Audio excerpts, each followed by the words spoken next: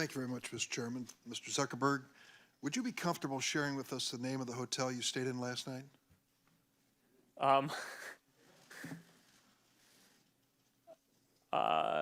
No. If you've messaged anybody this week, would you share with us the names of the people you've messaged? Senator, no, I would probably not choose to do that publicly here. xadgudub cusub ood ogolaatay oo aadan akhriyin WhatsApp ayaa akoonkaaga tirtiri doona haddaadan xogtaada la wadaagin Facebook. Haddii aad isticmaasho barnaamijka WhatsApp, waxay u badan tahay inaad aragtay daaqad noocan ah labadii maalmood ee ugu dambeeyay. Fariintan ayaa waxay ku faraysaa inaad cusboonaysiisato qaanuunka arrimaha khaaska ah ama privacy policy-ga waxa loo yaqaano, laakiin ma akhriday shuruudaha cusub oo ma ogaatay macnaha ay ku leeyihiin.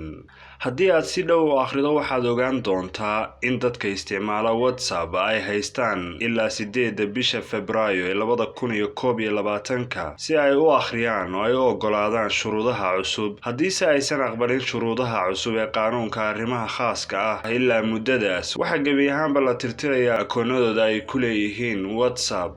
Isbedelada ku saabsan siyaasadaha barnaamijka WhatsApp oo hadda ay isticmaalaan dad ka badan 2 bilyan oo isticmaalaya ayaa ay muhiim tahay inaad ka warqabtid. Shuruudahan ayaa waxaa ka mid ah isdhexgal wanaagsan oo lala yeesho qaybaha kale ee Facebook iyo ururinta xogta maaliyadeed ee isticmaalayaasha. Waa maxay xogta ay WhatsApp la wadaagto Facebook? WhatsApp waxa uu ururiyaa xogo badan oo la xiriira akoonada sida lambarka taleefanka, sawirka akoonka, qaababka aad isticmaasho oo ay ku jiraan astaamaha aad isticmaasho, kooxaha ama guruubyada aad ku biirtay, sida aad ula macaamilayso dadka kale ee barnaamijka WhatsApp isticmaala, iyo macluumaad kale sida isticmaalka statuska iyo waxyaabaha aad soo geliso iyo macluumaad kale oo badan. Inta badan xogtan waxa dib loogu habeeyay qaababkii hore ee siyaasadda arrimaha khaaska ah, balse cusboonaysiintan cusub ee siyaasadda arrimaha khaaska ah, shirkaddu waxa ay ku dartay qayb cusub oo loo yaqaan Transaction and Payment Data oo ay ku jirto xogta maaliyadeed ee isticmaalayaasha ee la ururiyay. Waana tallaabo looga dan leeyahay hagaajinta iyo horumarinta adeegyada lacag bixinta ee kala duwan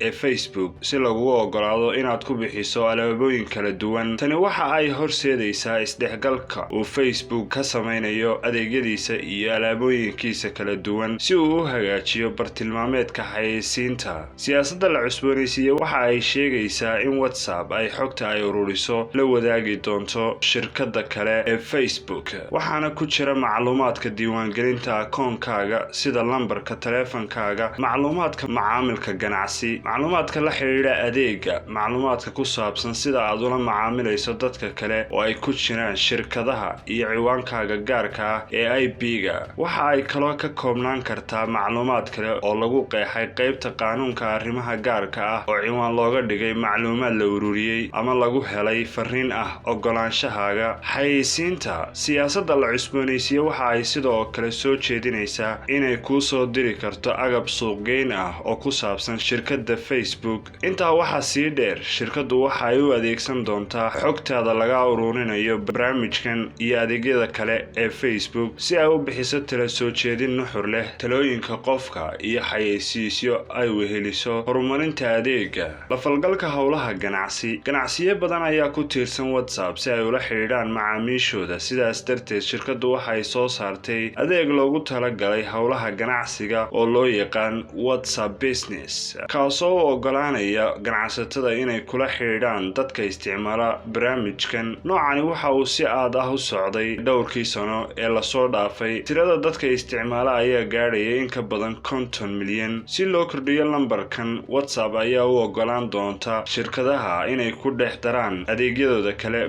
barnaamijkan. Facebook ayaa waxa ay leedahay waxaanu la shaqaynaa ganacsiyada isticmaala Facebook si aanu uga caawino kaydinta iyo inaanu sida ugu wanaagsan u maarayno xidhiidhada ay kugula wadaagaan WhatsApp. Isbedeladan cusub ee WhatsApp ayaa yimid kadib khilaaf cusub oo tilmaamaya in adeegani uu ururiyo xog aad uga tiro badan barnaamij barnaamijka iMessage ee shirkadda Apple kadib dacwadii ay gudbiyeen 10 dowladood taas oo ka dhan ah Google muddadii ugu dambeysay. Journaalka Mareykanka ah ee loo yaqaan Wall Street Journal ayaa soo wariyay in Facebook iyo Google ay ku heshiiyeen inay iskaashadaan oo ay iska caawiyaan midba midka kale tallaabooyinka ka dhanka ah aaminaad la'aanta haddii ay noqoto baadhis.